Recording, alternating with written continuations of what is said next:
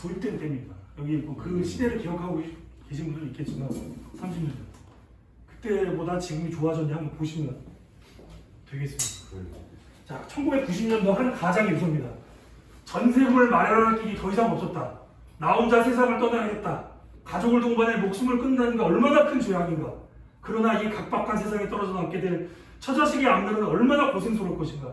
매년 오르는 집세서 충당할 게 없는 서민의 비애를 자식들에게 느끼게 하고 싶지 않다. 당시 보증금 500만 원, 월세 9만 원, 살던 일가족 3명이 자살한 사건이에요.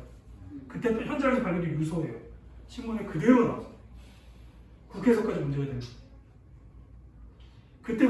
그때하고 비교해서 많이 나아졌을까요? 지금 뭐 이런 극단적인 사태는 사실 요즘은 별로 없기는 하죠.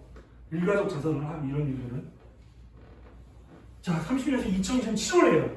이건 실제로 이때 이제 부동산 폭등이 그냥 현실로 엄청나게 될 때입니다. 한 TV 프로에 나온 거예요. 선유도역 10분 거리 8평 전세 2억 9천, 당산역 10분 거리 9평 전세 3억 2천, 망원동 9평 전세 3억 6천 9백. 구해줘 홍주라는 프로가 있습니다. 아시죠? 거기서 나오는데 이게 딱 시세를 반영하는 거죠. 자, 이 세 지역은 아시겠지만 다 아주 무슨 뭐 고가의 부동산 있는 데가 아니라 서민들이나 청년층이 많은 거주하는 지역인데 이렇게 올라버리는 거죠. 7월에. 이게 7월에 있었던 일입니다. 30년 동안 결국 동일한 일이 또 반복되고 있는다고 볼 수도 있겠는데요. 30년간 변화를 한번 보겠습니다. 자, 이거 한번 뽑아봤어요. 1인당 GDP만 통계청 사이트에서. 자, 90년도에 이 명목가치입니다. 우리가 보통 신문에 쓰는 게 명목가치예요. 6,600달러였고요. 드디어 94년에 10,000달러가 됐습니다. 2006년에 20,000달러가 됐고요. 2017년에 2018년이라고 하는 데도 있습니다. 30,000달러가 됐습니다. 이게 어느 정도 수준이냐면 이탈리아하고 차이가 안 나고요. 스페인은 앞질렀어요. 우리나라 이 정도까지 왔습니다. 얼마 전 30대 그 농객과 연구단에서 쓴 추월의 시대라는 책이 있어요. 저는 재밌게 봤는데 추월했다는 겁니다. 실제로 그래요. 경제력으로. 코로나 방역 때도 상당히 우리나라 국민들이 여러 가지 전력을 보여줬기 때문에 그런 것도 많이 느끼겠지만 실제 경제력이 이렇게까지 왔어요. 근데 옛날 신문을 제가 한번 찾아봤습니다. 요새 1인당 GDP 30,000달러 넘었다는 얘기를 배운 학자들이나 그 국회의원들이 잘 얘기를 안 합니다. 얼마 전에 대통령은 한 번 했는데 왜 얘기를 안 하냐면 아니 우리가 다 이렇게 되면 뭐가 다 잘 될 거라고 얘기를 그동안 해왔거든요. 모든 이데올로그들이. 근데 이렇게 됐는데 풍요의 시대가 왔냐? 그렇게 느끼시는 분들 많지 않을 거예요. 그렇기 때문에 이해를 요새 잘 안 합니다. 지금은 뭐 약간 뒤로 물러나졌지만 김무성 의원이 2015년도에 한 말이 있어요. 2015년도에 민주노총이 없었으면 1인당 GDP 진작에 30,000달러 됐을 거라고 했어요. 민주노총이 있건 없건 간에 2017년에 됐어요 그냥. 네? 민주노총이 무슨 냉정하게 얘기하면 총파업 제대로 해본 적이 한 번도 없거든요. 진짜 만약에 나라를 딱 세운 총파업을 매년 한 번씩 했으면 진짜 이렇게 안 됐겠죠. 이 얘기를 잘 안 합니다. 그럼 뭘 많이 해줘야 되거든요. 안 해요. 85년도 신문을 한번 보면요. 이렇게 돼 있습니다. 풍요의 2000년대. 이 얘기 얼마나 많이 했습니까? 옛날에. 2000년에 지표를 계량한 국민 총생산 2,500달러. 1인당 GNP. 옛날에 GNP가 똑같이 GDP랑 똑같은 거 아닙니까? 5,000달러. 2000년이 5,000달러 됐다는 거예요. 이게 85년 신문입니다.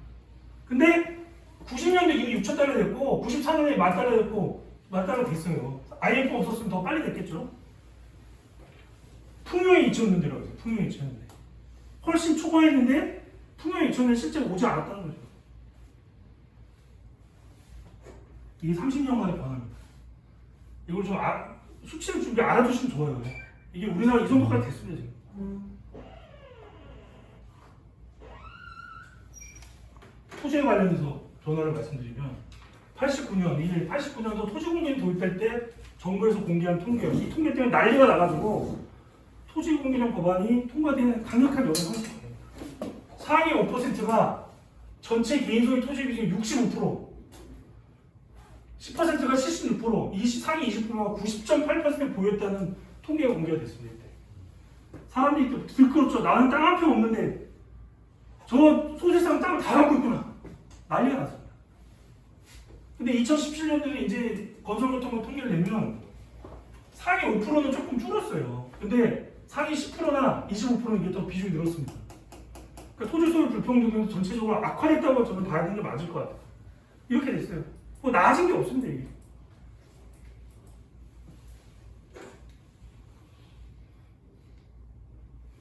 주택보급률, 요 통계는 옛날 게 없으니까. 진짜 103%예요. 주택보급률. 주택보급률은 전체 주택 수하고 세대 수하고 나눈 겁니다. 그러니까 이거 충분치 않다, 뭐 110%, 120%까지 돼야 된다라고 이야기는 하지만 일단 공급이 기본으로 돼 있다는 거죠. 예전에 훨씬 더 적었거든요. 무주택자가 이제 전체의 44%입니다. 수도권은 50% 넘고요. 근데 여러분 잘 보셔야 되는 게 여기 이걸 잘 보시는 무주택 수를. 이 부동산에 관련 정치는 이걸 잘 보셔야 되는 게 뭐냐면, 자, 우리 이 냉정한 진실을 다 인정을 해야 됩니다.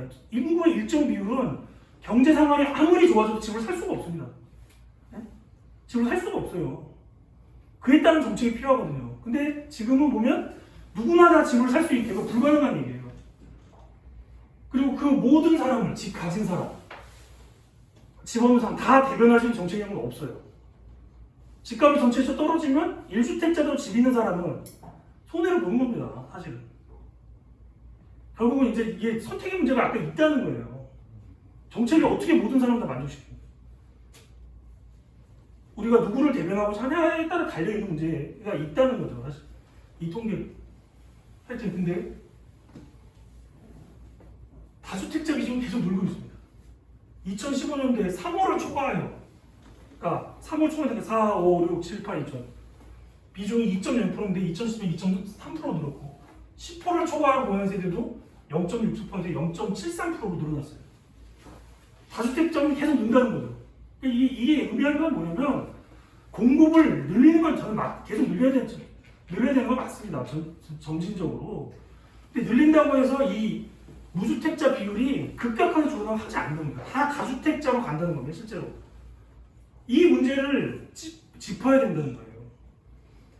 공급 늘린다고 결국 오세훈 시장이 재건축 재개발 하니까 딱 하니까 어떻게 됐어요? 압구정동에 드디어 평당 1억짜리 아파트가 매매가 됐다. 물론 그것도 과장된 사례라고는 하지만 그 오세훈 시장이 어떻게 했습니까?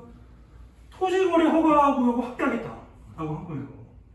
그 구역 지정하면 거기는 아파트도 밑에 붙은 토지가 있으니까 그 모든 토지 부착된 그 부동산 거래할 때 관의 허가를 받아야 돼요. 그러니까 제일 강력한 규제예요, 이게. 그걸 하겠다고 했습니다. 그 자기 전에 얘기했던 공급 늘리겠다고 완전 정반대 얘기예요. 그게 저는 운변하는 게 있다고 봅니다. 공급도 뭐 문제지만 수요에 있어서 뭔가 이 다주택을 규제하거나 이런 걸 하지 않으면 이 문제는 해결이 안 된다. 오세훈이 보여준 거예요. 제가 보기엔 그렇습니다. 주택 소유 불평등도가 나름 계속 심해지고 있다는 거예요. 자, 현정 부동산 정책 간단히 좀 말씀드릴게요. 저는 한마디로 말하면 현정 부동산 정책은 거의 사기라고 봅니다. 왜 사기냐? 공식적으로 표방하는 바와 실제 정책 내용의 괴리가 이렇게 큰 정권이 없었어요. 전 준사기라고 봐요. 예를 들면 MB는 투명했어요. 공식적인 목표도 뭐고 해먹는다, 수단도 해먹는다 이런 거였지만 이 정권은 온갖 렉도스 자기는 부동산 뭐 한다고 하지만 엄청난 큰 구멍을 뚫어놨습니다. 도저히 정책이 작동할 수 없는. 그게 뭐냐? 민간 임대사업자입니다. 이건 저는 진짜 IMF 이후에 이런 정책적 사기가 없다고 봅니다. 그래서 저는 실제로는 부동산 가격을 안정이라고 하지만 이 정권의 목표는 인상 후 안정이다. 그대로 됐어요. 인상 후 안정. 그 가격 쭉 가죠. 강남에 막 50평 아파트 30억대에서 쭉 간 겁니다. 조금 떨어질까. 그게 목표였다고 보면 그렇지 않고서 설명이 안 돼요. 이 사람들이 쓴 정책은. 자, 민간 임대사업자한테 역대급 특혜를 줬어요. 저는 이런 거 처음 봤어요. 물론 어떤 특정 사업의 필요성이 있을 경우 또는 양성화를 위해서 일정한 인센티브를 주는 정책은 있을 수 있어요. 세금을 좀 깎아준다든가 뭘 하면 등록을 하면 뭘 해준다든가 그런 건 있을 수도 있어요. 근데 그 정도가 너무 했다는 거죠. 첫째, 민간 임대사업자 범위를 이거부터 한번 다음에 통계만 보시면 이거 보시면 알아요. 이게 임대주택 사업자 수예요. 여기는 등록 임대주택 수입니다. 언제가 제일 들었습니까? 2018년. 화학연수 물론 박근혜 정부 때부터 시행하는 겁니다. 이걸 딱 보면 제가 보기에는 탄핵된 박근혜가 안 탄핵된 문재인이 이긴 겁니다. 이거. 죽은 공명이 산 사망을 이긴 건 똑같아요. 박근혜 정부부터 하던 정책을 계승했는데 완전히 빵 튀겨갖고 확대해가지고 최대로 넣는 거예요. 이 통계만 보면. 이게 뭐냐면 2017년도 12월에 임대사업자 종합대책을 발표합니다. 이 정권에서. 그 결과가 이렇게 된 거예요. 그러니까 양성화를 넘어서 이 문재인 정권이 준 특혜는 그렇잖아요. 다주택자를 쓰면 임대사업자를 한다 그러면 이제 양성화 이런 아이디어는 이런 거예요. 니들이 등록을 하면 조세 혜택 줄 테니까 대신 그 전월세 상환 5% 연 5% 지키고 임대 기간도 4년으로 해라.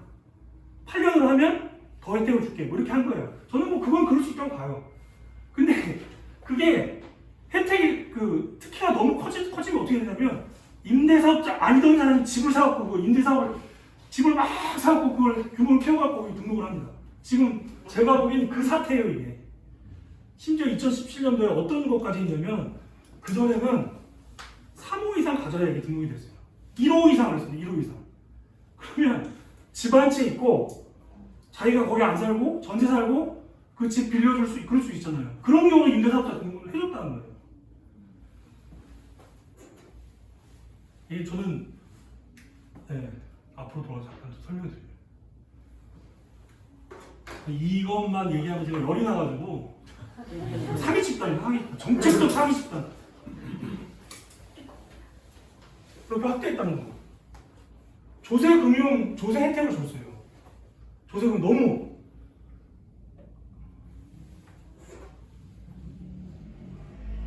조세 혜택을 더 확대했고 그 다음에 금융 혜택을 그러니까 담보대출을 투기지역에서 무제한 담보대출을 하고 있습니다. 이거 처음이에요. DTI, LTV 노무현 정권 때 도입된 이런 적이 없었어요. 근데 건강보험료도 깎아줬습니다. 건보료는 깎아준 게 아니거든요. 아실 거예요. 건보료는 아예 기초생활보장 소급자라고 하면 의료보험으로 면제를 해주듯이 소득 조금만 있으면 다 됩니다. 심지어 2018년도 이전에는 인도세식으로 했어요. 소득이 재산이 아무것도 없어도 나이만 일정 나이가 되면 몇만 원씩 냈습니다. 그래서 2014년도에 송파구 세무료가 그 공과금 50만 원, 70만 원 내고 자살한 게 거기에 건보료가 들어있는 거예요. 송파구 세무료한테는 안 깎아줘도 건보료를 임대사업자한테 깎아줬습니다. 이게 천인 공로할 일이에요, 제가 보기에. 지금도 깎아주고 있습니다. 왜? 기득권 보호라는 이유로. 신규로만 안 받아주고. 그러면서 자기들이 무슨 부동산 정책을 했다고 해요.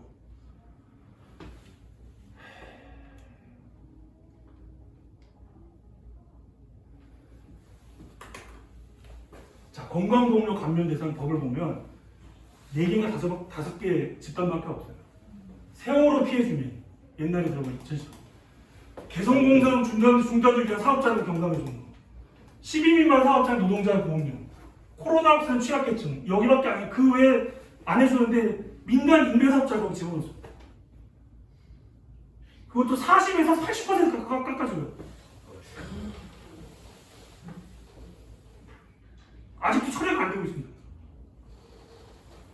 그 다음에 2018년 1월부터 10월까지 임대사업자에게 투기지에 무제한 주택담보대출을 허용했어요.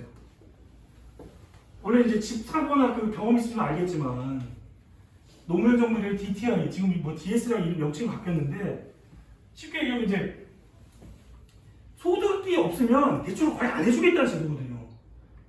DTI 40%라 그러면 연소득이 6천만 원이다. 그럼 40%면 2,400만 원이잖아요. 1년에 그거밖에 대출이 안 됩니다. 원래. 그럼 주택담보대출 거의 안 되는 거예요. 그래서 이제 박근혜 정부 때 그걸 시정하려고 주택담보대출 예전에는 이제 원금 빌리고 이자만 내다가 30년 10년 몇 년 후에 원금까지 다 갚는 거였는데 계속 연장을 보통 하고 보통은 이제 그걸 못 갚으니까 팔고 나가고 이런 식으로 했잖아요. 그러니까 거의 이제 거래가 안 되니까 금융권에서 원리금 균등 상환으로 도입을 하라고. 한 번에 갚는 게 아니라 매년 이제 원금 얼마, 이자 얼마를 갚도록 한 거예요. 그래서 뭐 30년씩. 그럼 2,400만 원 30년이면 7억 2천이잖아요. 그래서 7억 원 정도까지 뭐 이렇게 4천만 원이면 해준다 이 정도였던 거예요. 그래도 이제 그게 꽤 뭐 말이 그렇지 사실 40%를 하더라도 7억 2천 감당하기 쉬운 일은 아니거든요. 보통 사람들한테. 근데 이때 이 9개월 동안 뭘 허용해줬냐면 이 예를 다 없애면 이게 없애면 어떻게 되냐면 80%가 됩니다. 쉽게 얘기하면 집 한 채로 집 한 채 값만 있으면 5채 살 수 있는 거예요. 이걸 해줬어요. 이거 한 번도 해준 적이 없는 거예요. 그동안. 그래서 그때 확 늘었습니다. 제가 전에 이거 진짜 전수조사라면 이걸 한번 전수조사 해봐야 돼요. 이거. 이거는 저 통계로 해서 추측만 해보지 알 수가 없잖아요. 근데 대전에 가서 가니까 한 당원공지가 자기 이때 봤다는 거예요. 막 자기 동료가 집을 막 작은 집을 막 10채 사는 걸 봤대요. 등록하고. 그 얘기를 하더라고요. 근데 우리나라에서 이런 거 체크할 수 있는 국회의원 한 명이 없습니다. 이게 비극이에요. 진짜 비극입니다. 저도 이거를 이 기간이 지나고 알았어요. 지나고 알았어요. 이게 한 문제가 심각하니까 예를 들어 정신 차리고 이걸 바꿨거든요. 10개월 하다가 저런 게 있었어? 바꾸고 나서 나오더라고요. 심지어 이거를 바꿀 때, 도입할 때 그 금융위원회 고시라고 법이 아니라 이제 고시로 했는데 보통 보면 그걸 개정하는 이제 홈페이지에 이렇게 공개를 해요. 근데 그 법령에 개정하는 구조가 어떻게 되냐면 첫 부분에 중요 내용이 나옵니다. 골자가. 그다음에 두 번째 부분에 조문이 있잖아요. 법령이라는 게. 이걸 대조표를 만들어서 해요. 그럼 이제 물론 그걸 두 개를 이제 보면 되죠. 근데 이제 주요 골자에 보통 중요한 내용을 쓰고 그 대조표에는 예를 들면 뭐 기술적인 거 바꾸는 거는 뭐 이렇게 쓰진 않거든요. 근데 제가 보기엔 그때 그 개정할 때 제일 중요한 게 이거였는데 앞에 주요 골자 이걸 빼놨어요. 이 얘기를 안 넣어놨습니다. 대조표만 했어요. 그 잘 보지 않으면 알 수가 없게 하는 거예요. 진짜 황당하더라고요. 나중에 알고 나서. 근데 이런 거 체크할 수 있는 국회의원 한 명이 없어요. 대한민국에.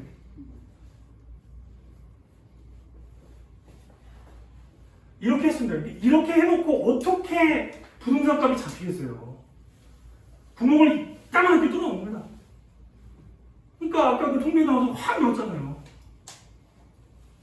그리고 지금도 이 특혜를 걷어들이지 않았어요. 그러면 아무리 보유세 올린 건 맞아요. 작년 7월 올려도 이 사람들한테 적용이 없어요.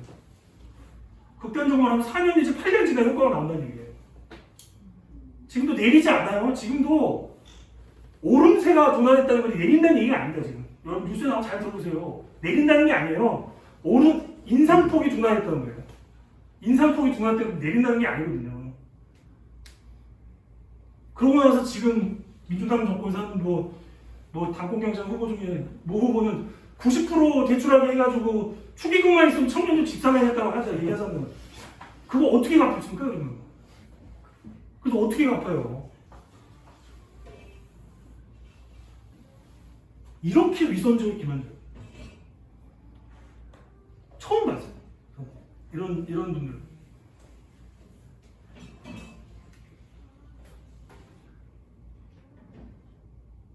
이게 IMF 때 종금사 사태에 거의 비견한 일이다. 옛날에는 종금사가 뭐냐면 들어보시면 진짜 말도 안 되는 거예요.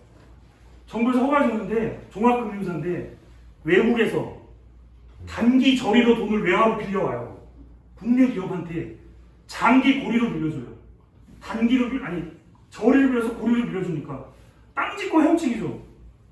근데 여기는 단기고 여긴 장기니까 갚아야 시기가 그 유동성 관리가 중요한 거죠. 이게 안 맞잖아요. 그러니까 갑자기 갚아야 될 그게 생긴단 말이에요. 근데 이제 국내 경기가 안 좋아지고 기업들이 수출이 안 나오니까 못 갚는 거죠. 그래서 그 외환이 일 원인을 봅니다. 게다가 또 얘들이 그 채무를 다 외화 표시니까 달러를 빌려요. 그래서 그거 하나 빼고 다 없어졌거든요. 그럼 말도 안 되는 금융회사를 그때 이 재경부가 허용을 해준 거예요.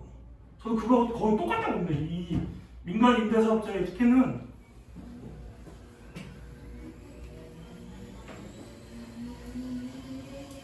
그러니까 이렇게 하니까 국민의힘이 살아나는 거죠. 이게 무슨 네 죄송합니다. 제가 너무 열리겠네요. 이 얘기를 하면 제가 떠나받아가지고 그래서 대안 모델을 한번 해보자라는 얘기입니다. 발상의 전환이 좀 필요하다 지금 이 공급도 늘려야 되지만 근본적으로 수요 문제, 이 소유 이 불평등을 해결하지 않고 엄마의 오수두기라 이겁니다. 그거 해결하지 않고 아무리 무슨 정책 써봤자 이제 다 글로 가는 거예요. 그래서 막 90% 청년 대출에서 결국 못 버티고 팔면 그 집이 누구한테 가겠어? 역사적 사례로 이런 게 있습니다. 너무 옛날 얘기는 한데 우리나라가 왜 제가 이렇게 옛날 얘기가 들었냐면 이 토지 주택, 토지 관련된 개혁이 그만큼 어렵다는 걸 얘기를 합니다.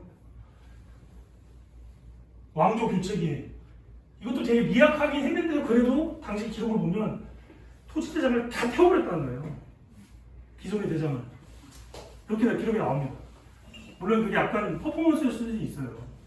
다시 재조사했다 하고 예를 들면 이 수도권이라는 게 당시 조를 받을 권리인데 그때는 이제 세금 거둬서 그 공무원들한테 월급 주는 게 아니라 땅을 주고 네가 거두라고 그랬는데 일반 농민 입장에서 보면 이 조를 받는 사람이 여러 명인 거예요. 이자가 와서 뭐 10%다 이자가 10%도 어떻게 살겠어요? 그러니까 이거를 한 번에 다 없애버린 거예요. 그리고 경기도만 준다. 경기도만 준다. 그러니까 농민들 입장에서는 그래도 이게 상당한 농민들한테 땅을 나눠준 건 아니지만 상당한 개혁이었다. 그런 의미에서. 그런 적이 있었고요. 그 다음에 49년에 농지개혁법이 있었습니다. 수천 년 동안 농민을 옥죄했던 소작제도가 이렇게 폐지됐는데 소작제도가 뭐냐면 그럼 살 수가 없죠.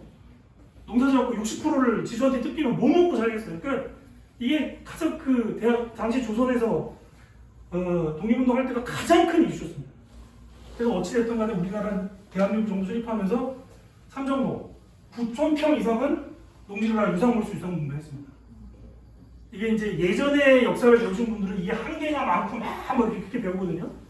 북한은 무상물수 무상분배했다고. 근데 요즘은 좀 연구가 더 진척돼서 좀 다릅니다. 왜냐면 유상물수라는 게 1년 생산량의 30%씩 5번을 내면 땅을 주는 구조였거든요.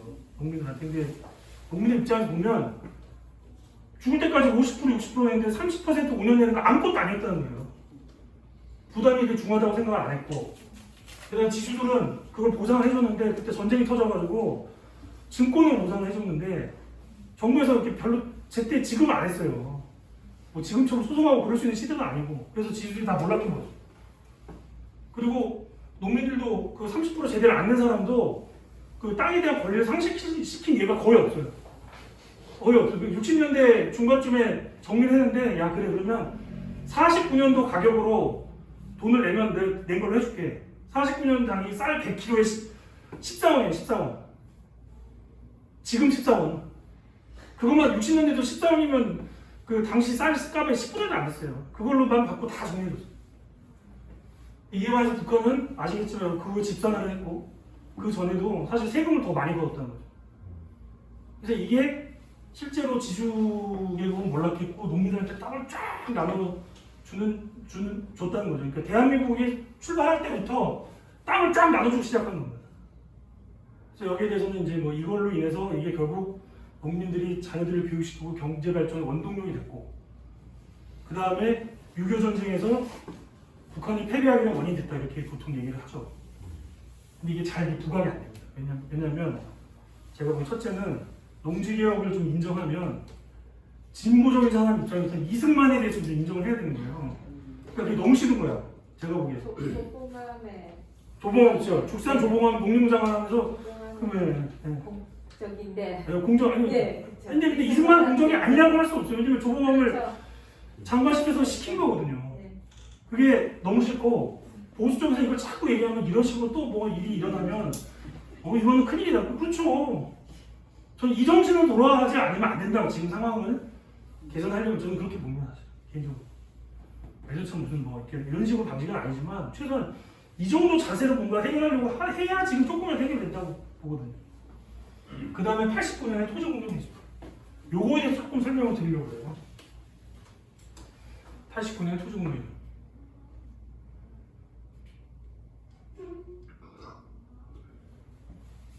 하도 오해가 많아서 제가 좀 복잡하실 때 개요를 설명을 해드릴게요.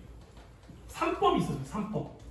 택지 소유 상환 법률, 토지 초과 이득세법, 개발이익 환수당 법률. 두 개는 없어졌고 요것만 조금 남아있습니다. 지금. 자, 택지 소유 상환 법률 이런 내용이에요. 서울은 200평. 택지는 뭐냐면 쉽게 얘기하면 주택을 지을 수 있는 땅이에요. 지금 보통 대지라고 보통 하는데 시지역 300평, 기준 400평 이상의 택지 보유를 아예 금지하는 거예요.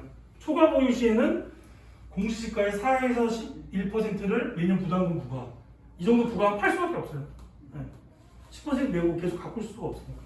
이렇게 한 겁니다. 그러니까 결국 이거는 주택, 그때는 이제 주택 1호, 2호 이런 그런 경우는 아니지만 결국 주택 문제 때문에 이렇게 한 거예요.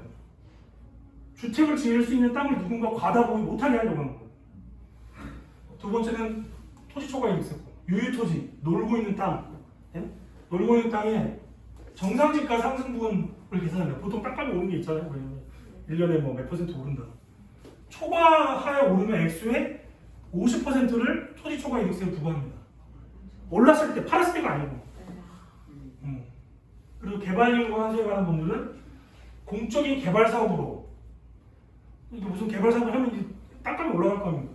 정상지가 상승 초과하는 액수에 대해서, 정상지가 상승분을 초과하는 액수에 대해서 50%의 개발 부담을 부과합니다. 그러니까 요거는 사업자한테 부과하는 거고, 요거는 개인들한테 부과합니다. 이런 제도였어요. 자, 이런 제도는 다 당시에 없던 거고, 여러분 이게 잘 보셔야 되는데, 지금 문제되는 공시가과 공시지가가 이때 만들어졌어요. 6개월 만에 만들었어요. 그런 게 없었어요, 옛날에는. 토지에 대해서 어떻게 과세 했냐면 등급을 정해서 1등급에서 7등급까지 대략 과세했어, 그냥. 근데 이렇게 하려면, 뭔가 세게 하려면 그 가격이 나와야 되잖아요. 그걸 이때 만들었어요. 지금 논란이 되고 있는 공시지가, 공시가격을 이때 만들었어요. 이런 내용입니다, 이게. 근데 이게 왜 위헌이냐, 뭐니, 이제 이런 얘기가 나오는데, 이 부분을 잘 봐야 돼요. 오해가 있어요, 오해. 위헌이다.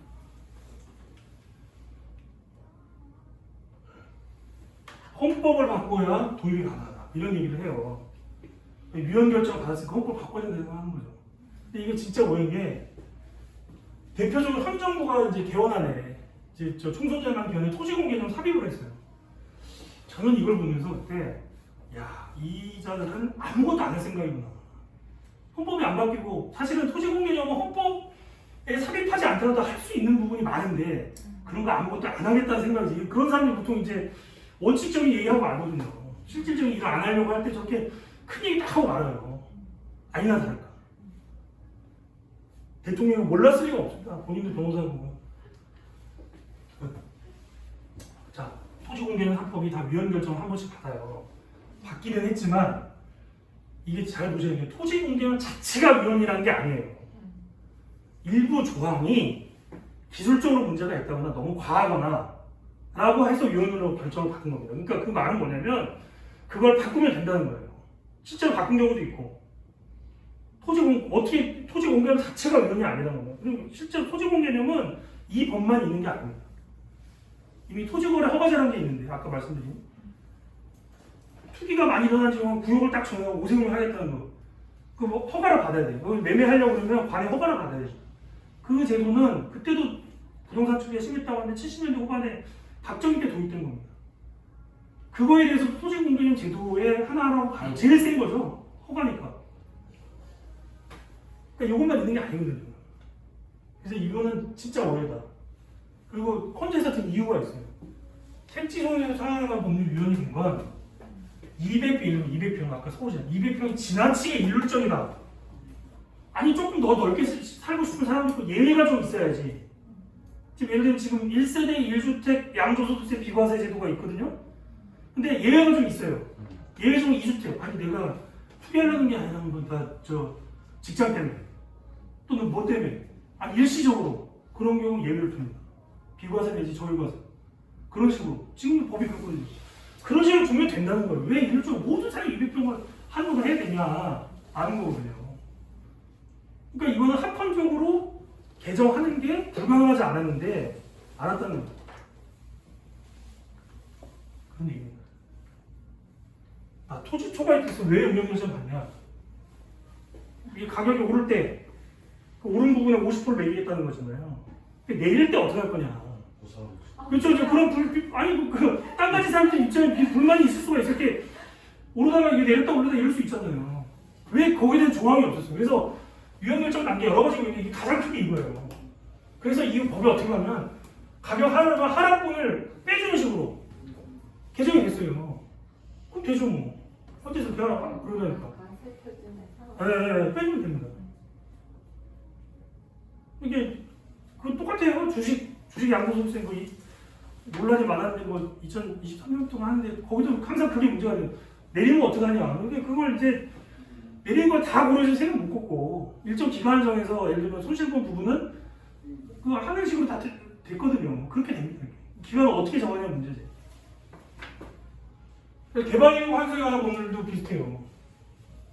공시지가가 아닌 실제 매입 가격 기준으로 부담으로 산정을 할 수 없도록 했다. 했거든요. 조항에. 이게 이제 위헌 결정을 받았어요. 왜냐면 실제 매입 가격으로 하면 내가 덜 내도 되는데 공시지가가 하니까 더 내야 된다 이런 경우가 있을 수가 있거든요. 그래서 법 바뀌었습니다. 실제 매입 가격을 기준으로 하도록 개정했어요. 그럼 왜 이게 토지공유 위헌이다 이런 인상이 퍼졌냐면 제가 보기에는 이게 일단 이 땅이나 이거 보유한 사람들이 이제 그렇게 막 악선전을 했다고 봐요. 이게 면밀히 분석을 안 하고. 그리고 헌재에서도 위헌을 한 배경이 뭐가 있냐면 이거를 시행시 위헌한 게 아닙니다.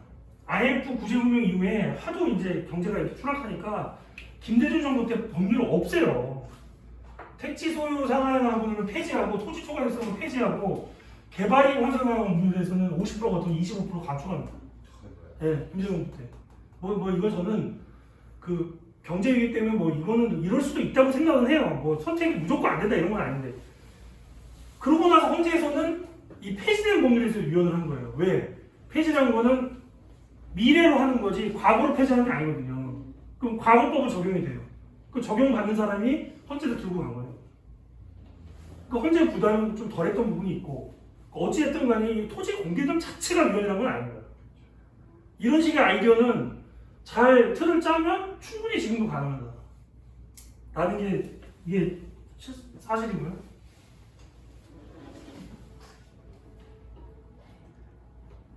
두 번째, 공산주의. 이게 또 나와요. 이 시대가 제가 보니까 옛날로 좀 돌아간 측면이 있는 거예요. 글씨가 작은데 공산주의 아니냐 이거죠. 이게 진짜 정말 좀 말이 어려운데 읽어볼게요. 계약자의 미명 아래 있는 가진 자로부터 착취당하여 결국에는 빈부의 격차가 현격해지고 사회계층 간의 분화와 대립갈등이 첨예한 사태에 이르게 됨에 따라 대폭 수정되게 이르렀으니 앞에 무슨 자본주의 뭐 이런 거예요. 모든 사람들에게 인간으로서의 생존권을 보장해주기 위해서는 토지 소유권은 이제 더 이상 절대적인 것을 거칠 수가 없었고 공공의 이익 내지 공공복리의 증진을 위하여 의무를 부담하거나 제약을 수반하는 것으로 변화되었다. 토지 소유권은 신성 불가침의 것이 아니고 실정법상의 여러 의무와 제약을 감내하지 않으면 안 되는 것으로 되었으니 이것이 이른바 토지공개적 이론인 것이다. 제가 한 얘기 아니고 헌법재판소 재판관들이 한 얘기입니다. 공산주의. 그분들도 공산주의자라는 얘기인데 하여튼 모르겠어요. 그러면서 뭐라고 얘기하면 위와 같은 추세에 따라 우리헌법도 재산권을 보장하는데 그 내용과 한계는 법률로 정한다. 라고 하여 법률로 재산권을 규제할 수 있으면 명백히 하고 있을 뿐만 아니라 재산권 행사는 공공복리에 적합하도록 해야 한다. 라고 하여 재산권 행사의 사회적 의무성으로 강조하고 있는 것이다. 그래서 토지에 대해서 헌법이 명문으로 국가는 국민 모두의 생산 및 생활에 기반이 되는 국토의 효율적이고 균형 있는 이용, 개발과 보존을 위하여 법률이 정하는 바에 의하여 그에 관한 필요한 제한과 의무를 구할 수 있다. 라고 하여 일반 재산권 규정과는 별도로 규정하고 있고 그 중에서도 식량 생산의 기초인 농지에 대해서는 제120조 등에서 소작제도 금지 등 특별히 규정하고 있다. 농지 얘기가 나오죠. 이 말이 전체가 무슨 말이냐면 토지공개념 이론이나 이런 건데 우리 헌법에 이러한 조항이 있으니 토지공개념이 우리 헌법에서도 인정된다 그 말이에요. 아주 오래전 법률 88년 나와요. 뭐에 대한 거냐? 아까 제가 얘기한 토지거래 허가제에 대한 사건이었습니다. 당연히 토지거래 허가제는 어떻게 됐어요? 하퍼님. 공산주의 국가인 거죠. 그분들 입장에서는 대한민국은 진작부터 공산주의 국가였다. 공산주의가 참 고생한다. 그래서 자꾸 공산주의 뭐라고 얘기하시는 분들한테 저는 농담반 진담반 그 진짜 공산주의 아시려면요 넷플릭스 들어가서 드라마 트로츠키를 보십시오. 그게 진짜 공산주의예요. 저렇게 물렁물렁한 공산주의 대통령이 있으니까 문재인 대통령 공산주의 대통령이라고 하는 분들이 있잖아요. 그래서 트로츠키 정도 돼야. 자, 토지공개 도입조건. 이게 당시 실록 부동산 정책이라고 참여정부 때 나온 책이에요. 이거 홈페이지에 검색하면 다 나옵니다. 자, 당시 건설부 주택 이동성 전 건설부 주택 정책과장의 증언이다. 민심이 극도로 흉흉했다. 어느 정도이냐? 성남에는 강남 부동 부유층 아파트 파출로 나가는 아줌마들이 많았는데 이때 이런 거 썼죠. 가사도 말하는 겁니다. 세상에서 2, 3일 사이에서 세상이 바뀌면 압구정동 현대아파트 몇 호는 파칠로 누구 몫이다 라는 식의 괴담이 돌았다. 이런 소문이 정권을 통해 청와대까지 보냈다. 문희가 경제성은 주택 문제가 해결돼서 혁명이라는 다음에 특단의 조치가 필요하다고 강하게 주장했다. 자, 이때는 국정원이 진짜 반대파 탄압하고 댓글 조작하는 게 아니라 진짜 열일을 했어요. 국정원에서 이런 걸 수집해다가 대통령 책상까지 올린 겁니다. 열일을 했어요. 국정원이. 안기부가. 그때는 안기부가 국가안전부입니다. 이런 얘기가 있었다는 거죠. 뭐 까마득한 옛날 같으시죠?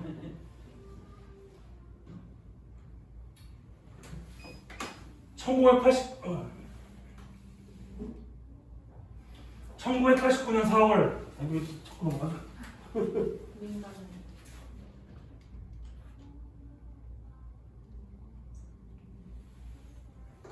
1989년 4월 압구정동 현대아파트 일부 평형은 평당 1,000만원대를 넘어섰다. 자고일을 하면 1,000만원이 올랐다는 말이 나돌았다.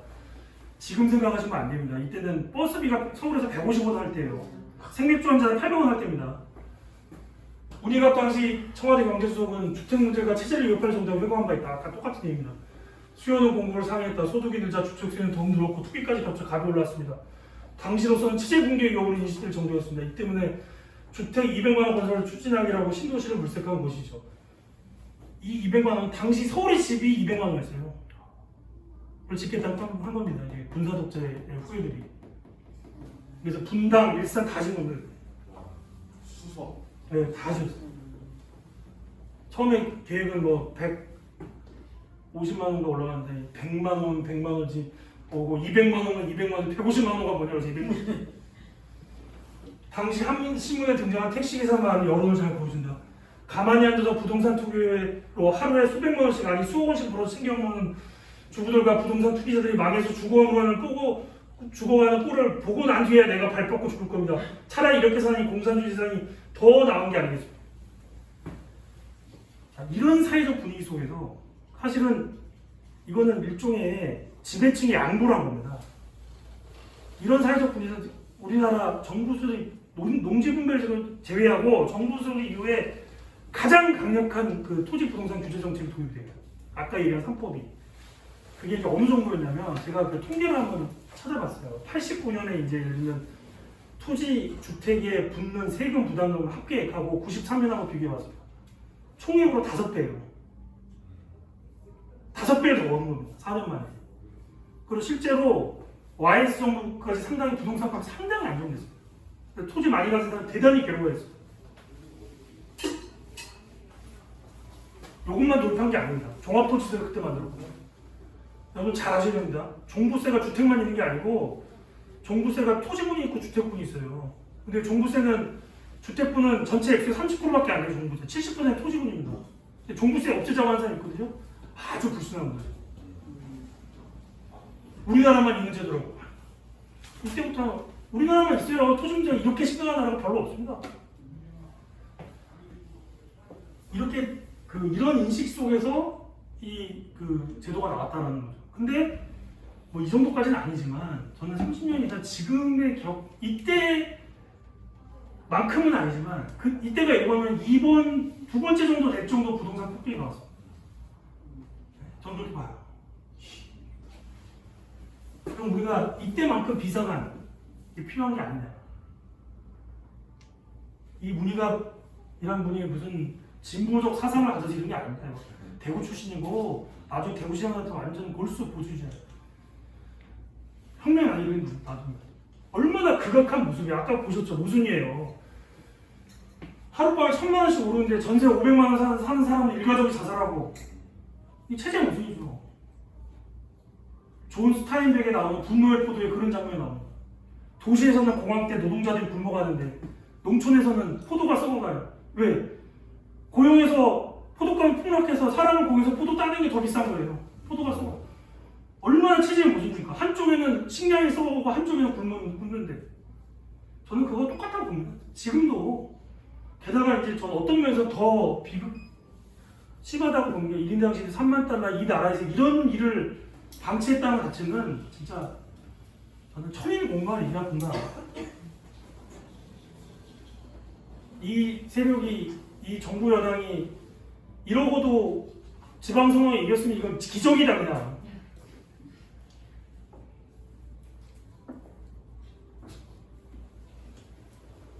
그래서 토지공개념이라고 우리가 원래 있는 제도지만 주택공개념 확장이 필요하다.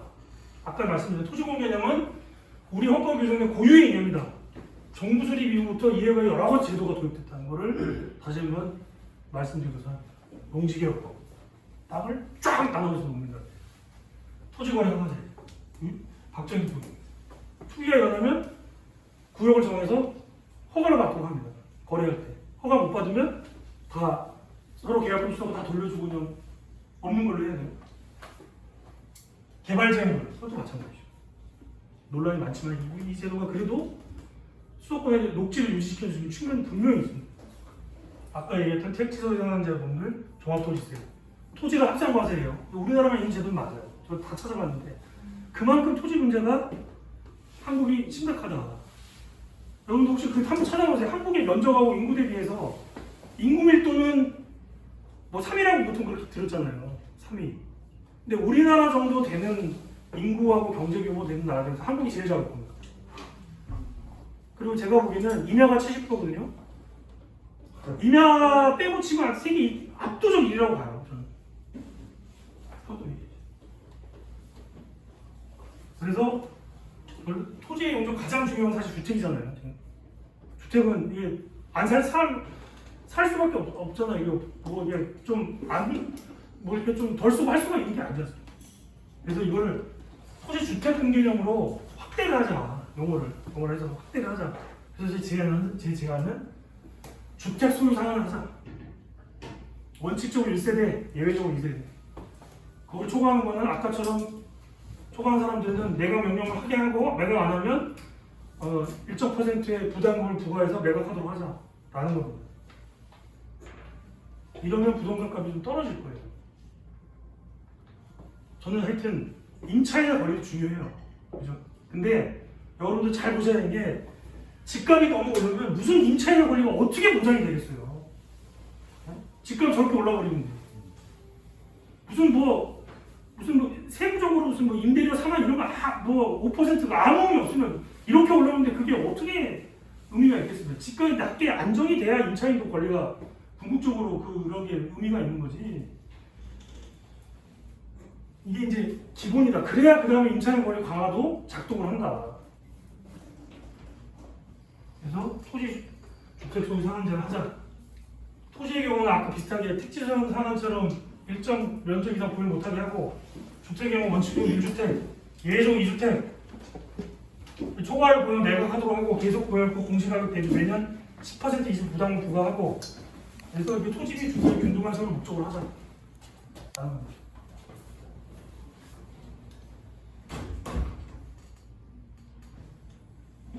임대주택은 없을 수는 없겠죠. 그래서 저는 임대료 5% 상한이 아니라 절대 기준을 정해서 공동임대료제를 끌고 나가 얘기를 하자라는 겁니다. 아니 전국토가 공시지가이고 전 주택이 공시가격이 있어요. 그리고 여러분 임대차 계약서 하면은 이제 전월세 상한 신고제도 있지만 다 동사무소에 신고하고 등기소 신고하고 다 자료 국가가 다 갖고 있어요. 왜 이걸 못 정합니까? 매년 인상 제한폭을 정하는 게 아니라 절대 수준 정하는 거예요.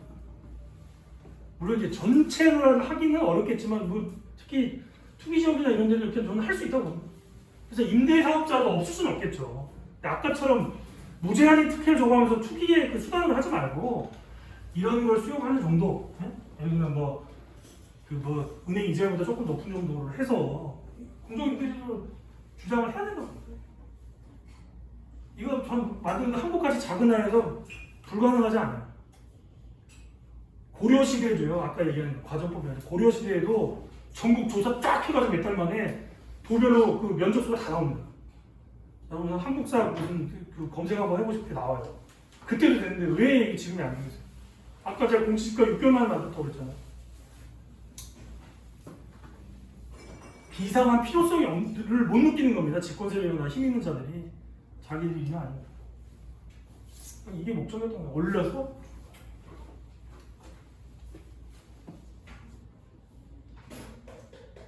세 번째, 이게 뭐 이재명 지사가 얘기하는 뭐 기본 자산 먹고 그런 건 아닌데 제 개념은 빚내서 청년들한테 그걸 뭐 주택을 사게 하면 그게 어떻게 갚아요? 어떻게 하려고 그래요? 채무 노예를 평생 만드는 거지 그냥. 그러면서 채무 노예를 만들어서 지들 유리한 대로 그 조정하겠다는 것밖에 안 됩니다. 제가 보기에는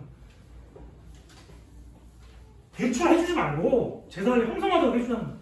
차라리 전세보증이나 이런 걸 딱 보호를 해주고 그걸 형성할 수 있도록 지속적으로 지원하자는 거예요. 그러면서 압류하지 못하게. 지금은 이제 뭐 그 전세보증금 있는 경우에 최저 액수만 못하게 이렇게 돼 있는데 이런 좀 관점을 바꾸자는 거예요. 이건 토지 오늘 얘기가 조금 벗어나길 수 있는데 제 이제 기본 문제는 이런 겁니다. 우리가 이제 소득 불평등 얘기하는데 소득 불평등은 사실은 뭐 임금 격차도 있지만 가장 크게는 자산 불평등에서 온다는 연구 결과가 많아요.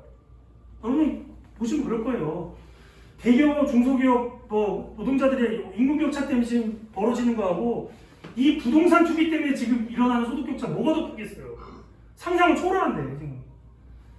그래서 소득 격차는 자산 격차에서 오고 우리나라 자산 격차는 부동산 격차에서 옵니다. 그러니까 그 부동산 격차를 줄이려면 저는 자산 격차를 줄이려면 아까 얘기한 부동산 관련 그게 필요하고 또 하나는 뭐 예전처럼 이렇게 뭘 나눠주기는 어렵지만 부채를 조정해야 돼요. 부채. 빚이 다 많거든요. 그걸 조정을 해줘요. 물론 무조건 다 탕감해준다는 게 아니라 지금도 파산 면책 제도는 1년에 몇만 원씩 빚을 없애줘요. 그 제도가 있습니다. 저는 제가 생각하는 30년 이상 존속하게 하지 말자 부채를. 30년 동안 채권을 출시를 못했으면 없애줘야지. 한 세대잖아요. 제가 한 7, 8년 전에 법정에 와서 본 적이 있어요. 소형법정에서. 거기 막 다 그 소형법정에 가면 다 원고들이 금융기관이에요. 금융기관 무슨 뭐 거기서부터 넘겨받은 추심업자들이에요. 피고들 다 일반 시민들이고. 근데 무슨 사건 딱 앞에서 보는데 판사가 뭐 이렇게 보다가 그러니까 원고 대리인 이 빚은 피고가 1975년에 빌렸다는 건가요? 계속 연장시키고 그랬더니 그걸 듣던 거기 법정 방청에 나올 땐 다 빚져갖고 이제 고생하다가 법정에 끌려오신다는 막개 XX 막 이러면서 법정 막 이렇게 된 거예요. 와우라 그러니까 판사가 아니 조용히 하세요. 그러니까 무슨 도덕적 해를 부추겨 이런 게 아니라 30년 동안 못 갚으면 그건 없애줘야죠. 성경에도 희년이 있고 더 이상 추진 불가능한 얘기입니다. 그 파산해서처럼 개인한테 모욕 주는 식으로 하지 말고 그냥 하자. 그리고 이자도 지금 이제 1년에 2월만 상관이 있어요. 총액을 상관하자 이거죠. 자 이자 받아야죠. 돈 빌려줬으면 그거 자기 리스크니까. 그럼 최소한 제 생각은 뭐냐면 원금 이상을 받지 마라.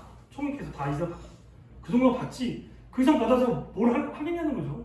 저는 더 할 수 있다고 봅니다. 그래서 하여튼 정기적으로 전사해서 부채감축제를 시행해야 된다. 이게 하지 않으면 자산 불평등이 해소가 안 됩니다. 결국 부채도 자산의 일부잖아요. 재산에서 부채 뺀 게 그 사람의 순자산이니까. 부동산 아무리 뭐 이렇게 놔둬줘봤자 부채 담보대출을 많이 잡혀 있으면 결국 또 언젠가 부동산은 꺼질 거거든요. 6, 7년 전만 해도 이렇게 지금의 가격보다 지금보다 훨씬 낮았단 말이에요. 그럼 이제 꺼지게 되면 그래갖고 정부에서 빚내서 집 사라고 했던 사람도 어떻게 된다 이거죠.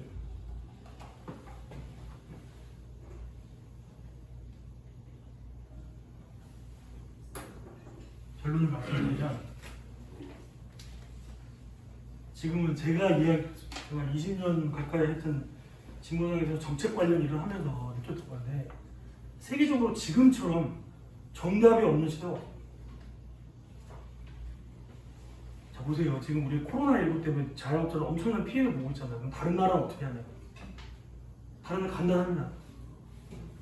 국채 발행해요.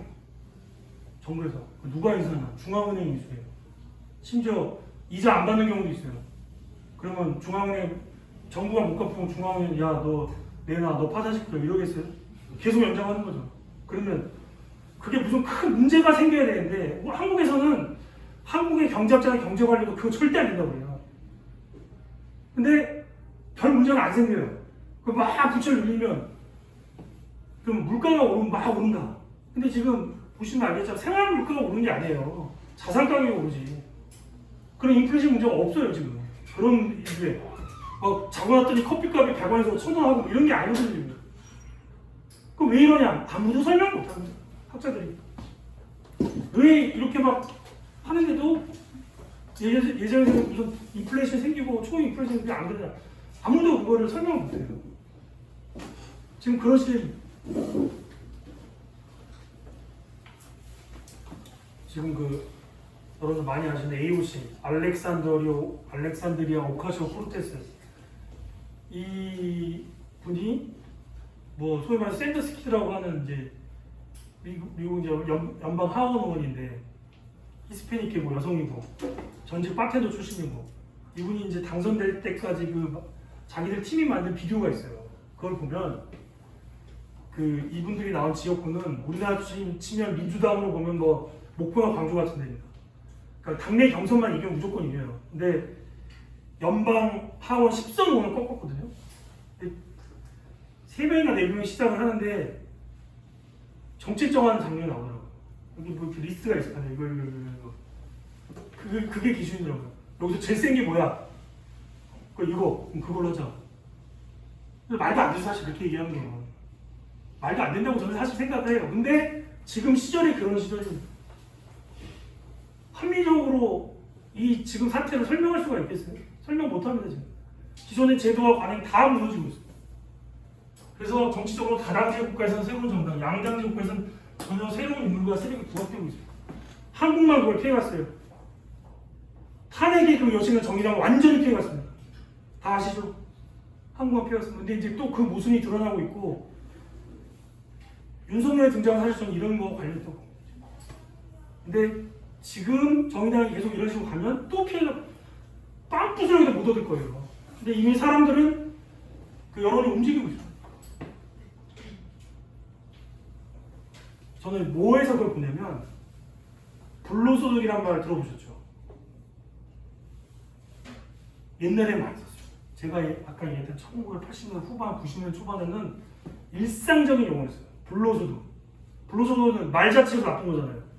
노동을 하지 않고 얻는 소득. 당연히 불로소득은 환수해야죠. 그죠? 용어가 그냥 따라옵니다. 부동산 투기나 아니면 뭐 그냥 돈만 많았고 예금만 하고 이자 받는 거나 이런 거 얘기했던 거예요. 근데 그동안 그런 용어를 잘 안 썼습니다.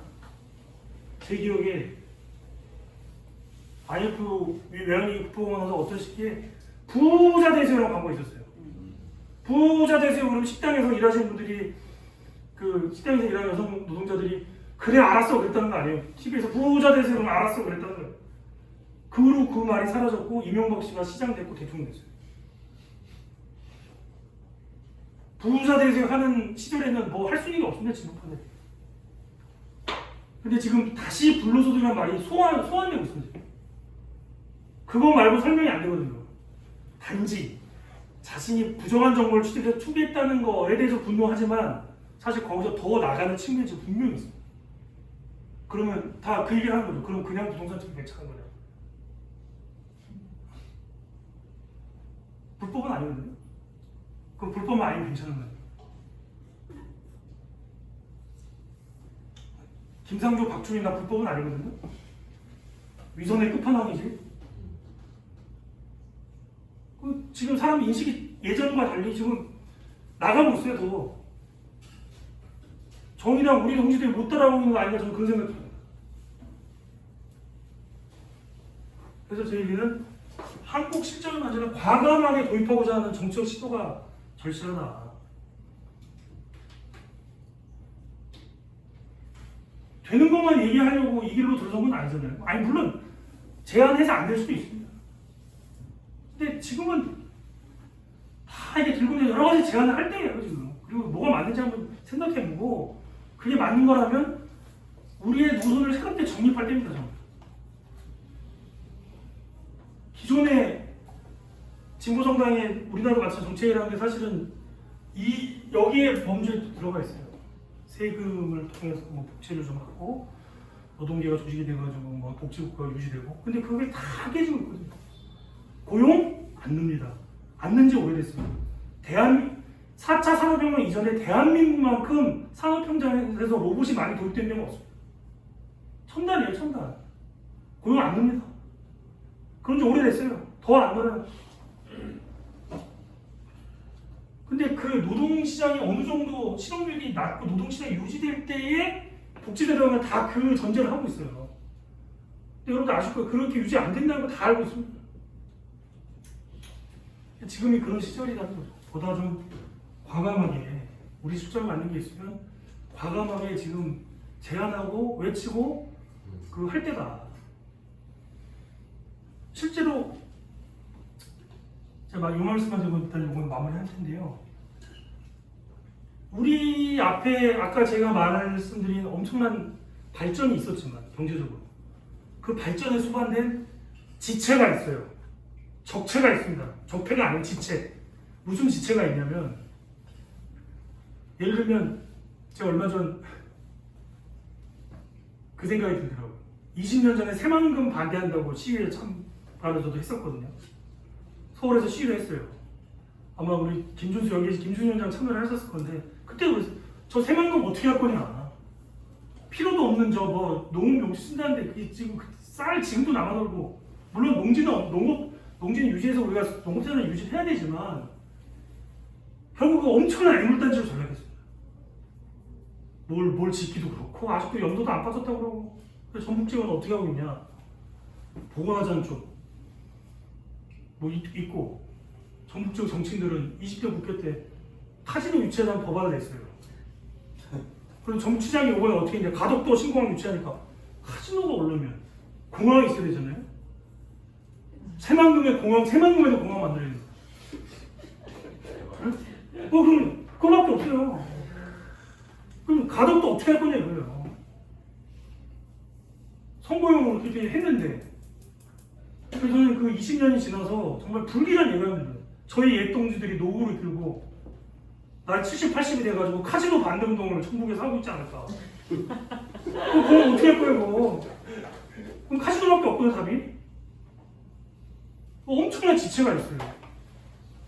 그래서 제가 아는 분이 민주당에서 정보농성 시도하다가 이제 50대에서 정보농성 하려는 게 잘 안 되잖아요. 그래서 금방 잡혔는데 이게 잡혀갖고 이제 연행 와중에 환경운동가 출신 의원이 툭 치고 갔다는 거예요. 고생한다고. 그리고 경찰서 갔더니 조서를 봤는데 왜 했냐 그래서 온실가스 문제가 심각하고 온실가스 문제가 방치할 큰 파국이라고 얘기를 했어요. 그래서 조서를 딱 뽑았더니 다 도시가스 얘기하는 거예요. 그래서 도시가스 이 어마어마한 지체가 있습니다. 사실. 우리 책임도 있어요 지금. 그래서 이 지체, 이 부동산 30년 동안 나아진 게 없어요. 그죠? 나아진 게 없어. 심하게만 그래요. 그리고 이 정권이 더 악화시켰는데 이 지체를 해결하기 위해서라도 좀 과감한 노력을 했으면 하는 게 제 이제 바람이고 일단 저희 강의를 마치도록 하겠습니다.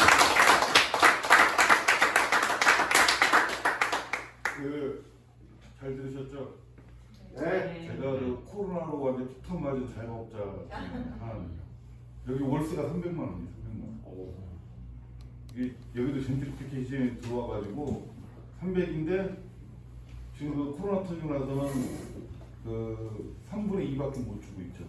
나머지 다 그 보증 금액만큼 보증 금액 까고 있는 그런 상황.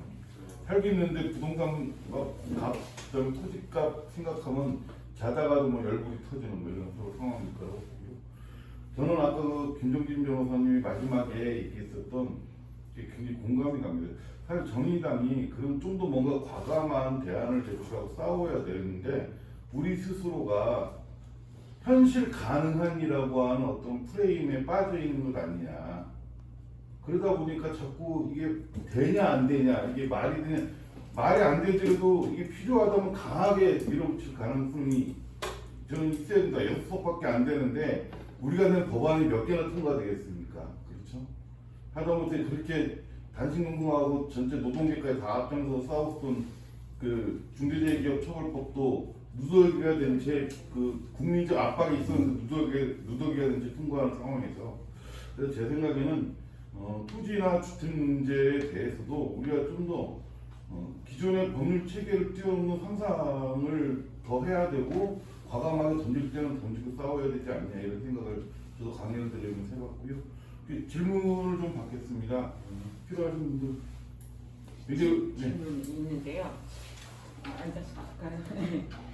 그 지금 손실보장제 같은 걸 정의당이 내고 있고 이제 정부가 안 하고 예를 들어 지자체가 먼저 하라 이런 식으로 해서 이제 지방 정부에서 실험적으로 이런 것들을 좀 해봐라.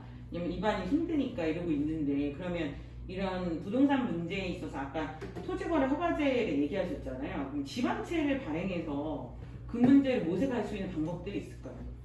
뭘 지방채가? 지방채를 발행해서 네. 그 일종의 구나 지방 정부가 부동산 문제 해결할 수 있는 방법론이 있을까요?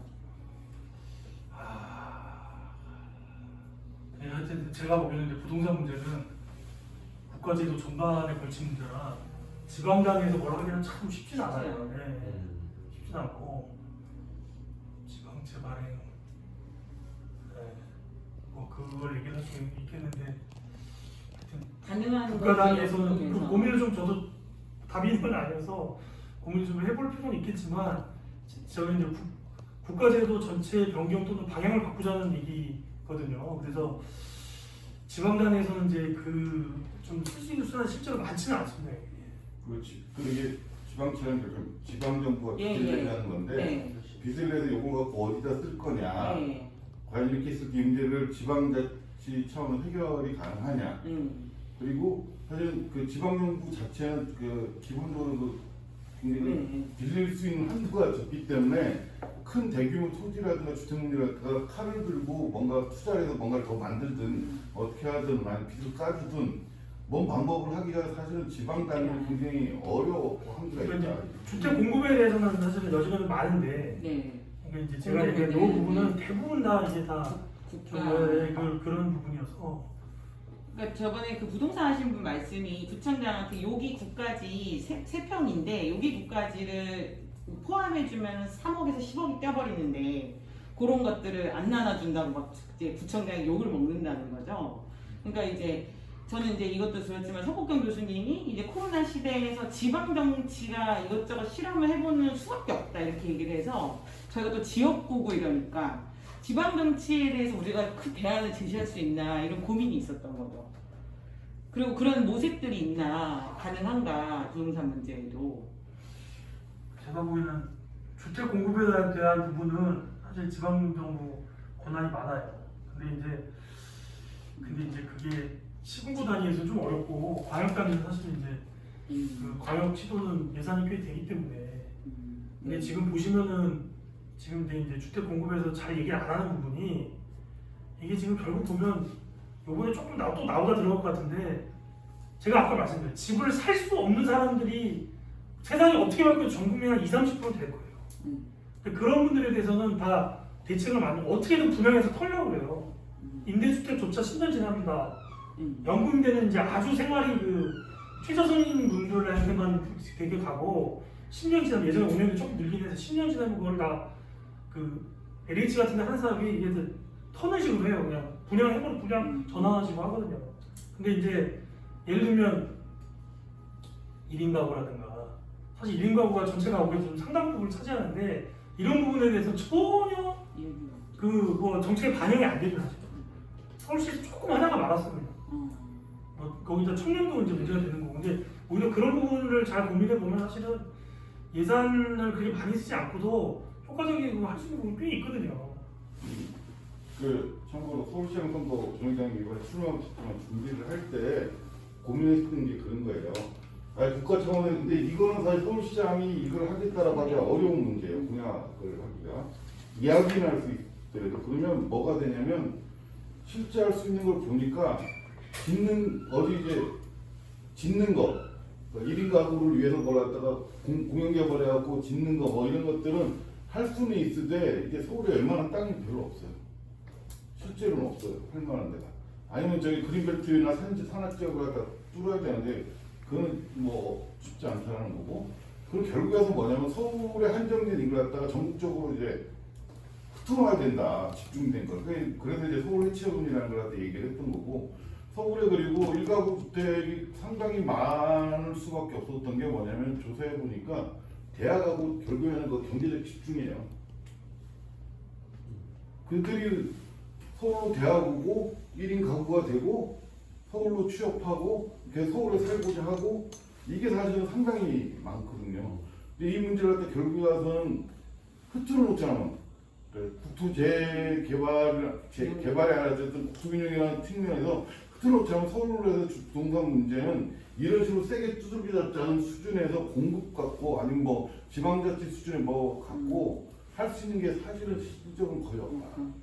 뭐 이런 정도인 거고 행여 그 개발할 수 있고 아파트 수 있는 데 아니 집을 질 수 있는 데가 있다면 쉽게 얘기하면 그야말로 공영 개발을 하지 않으면 안 되고 두 번째는 계속 뉴타운이 있을 때 문제됐던 대로 동네 살리기 운동 형식으로 해갖고 리모델링이나 마을 살리기 중심으로 해갖고 하지 않으면 여기 있는 사람들 다 쫓겨나갖고 이제 또 그 서울 외곽이나 그냥 쫓겨날 수밖에 없는 이런 상황들이 사실은 있어서 지방자치형이 할 수 있는 게 그런 어떤 그 무조건이 뉴타운이 아니라 그 마을 재생 사업이라든가 이런 것들이 사실 우리가 지방자치 수준에서는 할 수 있는 정도인 것 같아요. 근데 이제 오늘 그 김정진 변호사가 말씀해 주신 거는 좀 정의당이 세게 어차피 토지공 개념이나 주택공 개념이 아예 없었던 개념도 아니고 우리가 이 정도 세게 얘기해야 된다 지금 그리고 싸워야 된다라는 얘기를 좀 더 본질적인 문제를 얘기해 주신 것 같아요.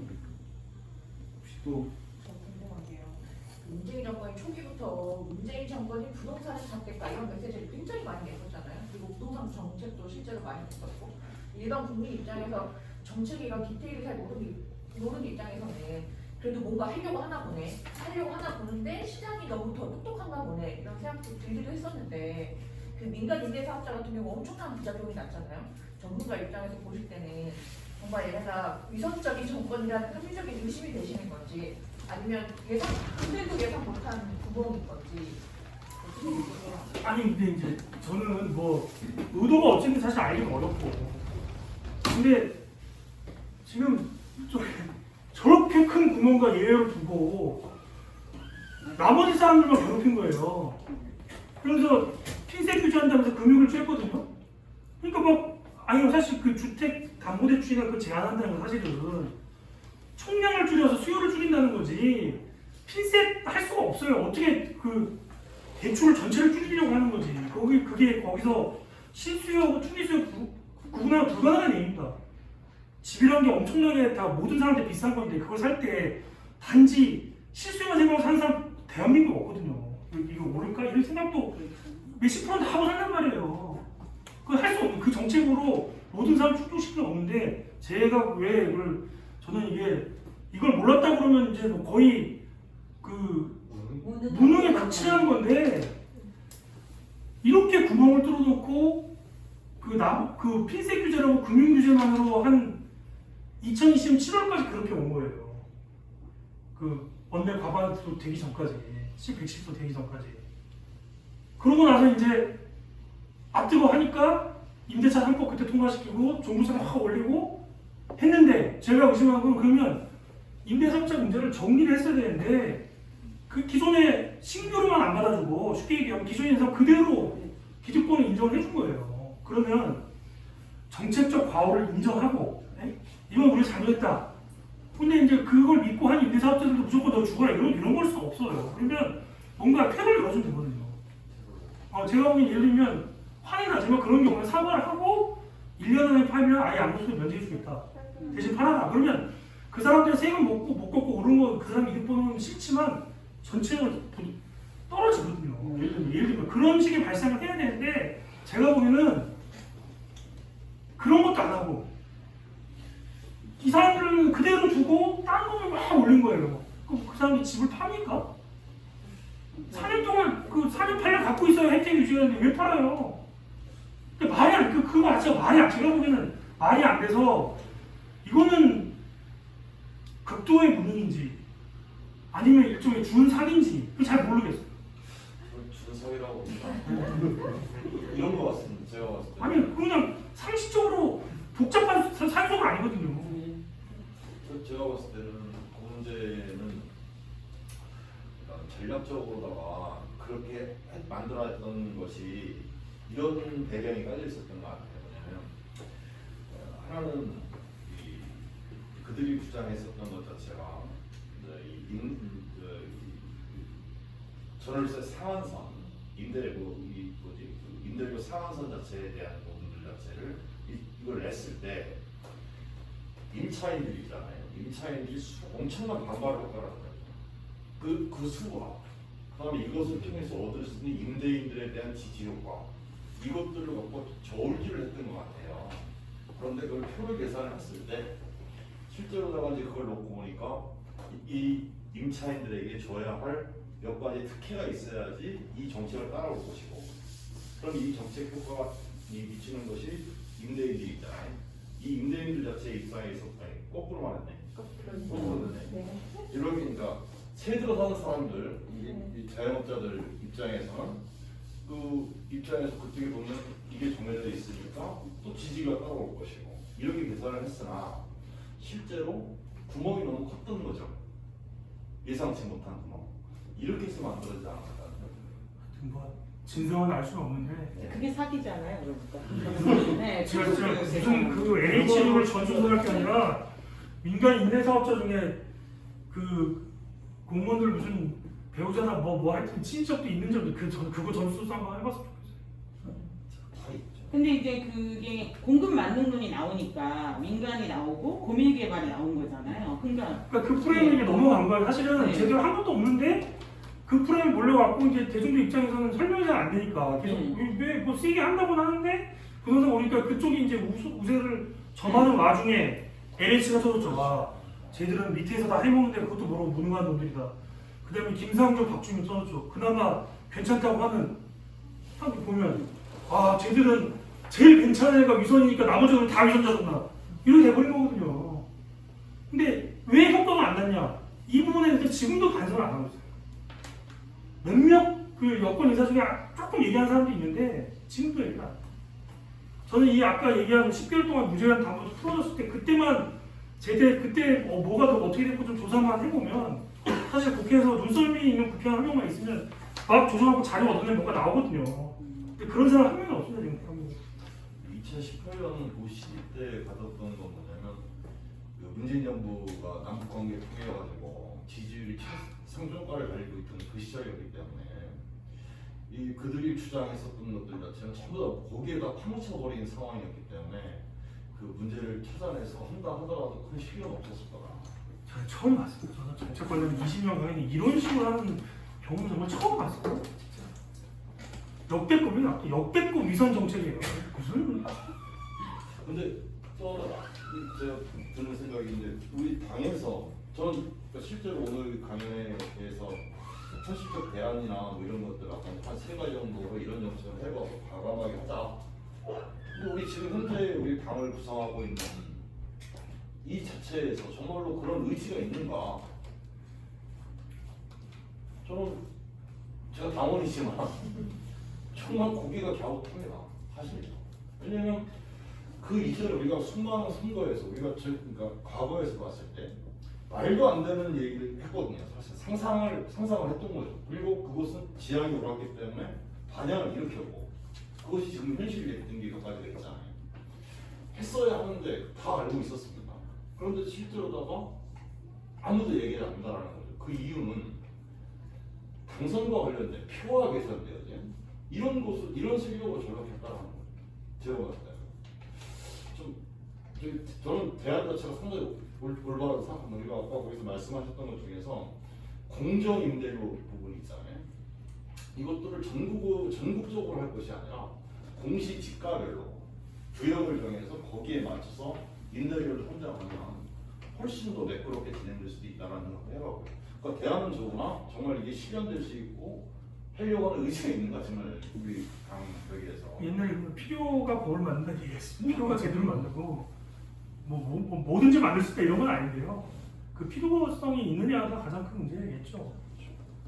그리고 제 생각에는 이런 게 아니겠어요. 제가 우리당 여러 가지 문제에 대해서 얘기하려고 오늘 여기 온 건 아니지만 그건 있는 것 같아요.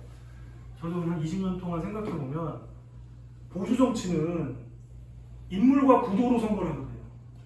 다 예측합니다. 저 사람 와서 출세한 사람 사회적으로 성공한 기업가, 변호사 그다음에 구도, 토착해군이 종북 세력이 이런 구도로. 근데 그 구도라는 게 아시겠지만 보통 사람 삶하고 아주 비례되어 있거든요. 근데 거기에 대항하는 진보 정치는 제가 보기에는 노선과 계층을 하는 거거든요. 노선이라는 거는 세부 정책을 말하는 게 큰 틀에서 사회 제공이나 소득 제공이나 재산 제공이나 이런 그 사회 그 구조를 어떻게 어떤 방향으로 바뀌었냐, 그리고 누구를 대변할 거냐, 사실 이걸로 왔던 거지 무슨 저희가 인물과 구도로 여기 온 게 아니거든요. 그 지금까지 얻은 표도 저는 노선과 계층을 왔기 때문에 얻은 표라고 생각해요. 그래서 그런 좀 애초에 좀 정신이나 마음을 좀 뭐랄까 다 잡는 게 밑에서부터 하시는 게 중요한 게 아닌가. 위에 욕해봤자 별 소용이 없더라고요. 근데 이제 진보가 도덕적 회의 프레임에 좀 빠지는 식으로 이제 심상정이 내는 메시지들도 그런 식으로 내니까 이게 저희가 저희 스스로 거기에 갇히는 것 같더라고요. 대안 중심으로 내질 않고 그다음 담론이나 패러다임 바꿀 생각을 안 하니까 택시 아저씨들 이렇게 택시 타면은 그냥 규제 완화하고 높게 지어줘, 나도 그거 살게, 이렇게 얘기를 하시더라고요. 그러니까 그런 대안이 오른쪽에서 계속 나오고 윤석열이 하이크 슈페터 이런 얘기를 하잖아요. 근데 우리가 그거에 밀리는 것 같아요. 오히려 도덕적 해이나 이런 문제로 접근을 해서 대안적으로 그런 고민이 있어요. 그리고 그런 식으로 메시지 자꾸 그것만 해요. 전수조사해라, 비양심적이다, 이거밖에 없어서. 근데 이제 여론은 제가 보기에는 그런 면도 있지만 여론은 어쨌든 제가 보는 그 흐름의 변화가 느껴져요. 그럼 추경이 괜찮은 거냐, 라든가 또는 불로소득의 용어도 계속 나오고, 이거는 지금 가치관이 바뀌고 있다는 거거든요. 그래서 너무 단기적인 그런 부분에 구애받지 말고 저희 얘기를 계속 지속적으로 하는 게 중요한 거 아닌가 싶습니다. 뭐가 맞는지도 저도 잘 모르겠죠. 부동산에 관련된 부분에 있어서는 전 국민이 그 욕망이 있잖아요. 그 욕망의 자유를 생각하는 아무도 없거든요. 그러니까 정말로 내가 한 채만 있다면 다 될 것 같아요. 근데 이 자체가 이걸 저는 LH 사태를 보면서 느꼈던 게 저 정도는 나는 왜 몰랐을까 하거든요. 그게 심취에 깔린 사람들 되게 많습니다. 만약에 나한테 그런 정보가 주어지고 나한테 그런 기회가 있다면 은근히 와서 LH 안 찍혀있는 까마로 듣고 가서 써보는 거죠. 이런 수많은 사람들이 존재한다는 거죠. 실제로 욕망 자체가. 근데 그 욕망 자체에 대한 것들을 어떻게 우리가 어떤 하나의 대안으로 이런 것들 어떻게 그것들에 대해서 이야기할 수 있을 것인가. 실제로 우리가 일반 당원들 만났을 때 도덕적인 얘기를 해요. 실제로 이런 말도 안 되지 않냐. 그럼 이거에 대한 얘네들 대안이 아니니까 우리가 새로운 대안을 마련해야 돼. 근데 너 지금 어떻게 한 거야? 라고 물으면 현실이 돌아오는 거죠. 이런 또 아이러니가 좀 있더라고요. 보통 이제 정치학 이론에 그런 얘기도 하거든요. 사람들이 누구나 뭔가 부당한 상황에 닥치면 자기만을 탈출하고 처음에는 그 자기만 탈출하고 싶어 하다가 탈출이 안 되잖아요. 사회구조라는 게 탈출이 되면 구조겠으니까 탈출이 안 되니까 그 다음에 수긍을 하다가 더 못 버티겠으면 항의를 한다는 거예요. 지금 그 과정이 계속 가고 있는 것 같아요. 제가 보기에는. 그래서 제가 보기에는 이제 항해 국면으로 일부는 지금 선거 때 표출한 거죠. 그거에서 국민의힘을 찍었다는 것은 뭐라고 얘기는 하긴 하지만 사실은 이 문제에 대해서 제대로 해결을 못했기 때문이라고 하는 사람들 여론이 있는 거거든요. 그래서 그럼 저희 안도 한번 대중들한테 이거 어떠냐는 거죠. 응? 이걸 한번 저는 던져볼 필요가 있고 지금 그 여건은 많이 조성됐다고 봅니다. 그래서 저게 뭐 만병통치는 아니겠지만 욕망은 다 있죠. 근데 그 욕망이 있는 인간이 어떨 때는 제가 아까 말씀 가치관 변동 이 보통 그 가치관 변동 조사를 여론조사 때 보면 성장이냐 분배를 해요.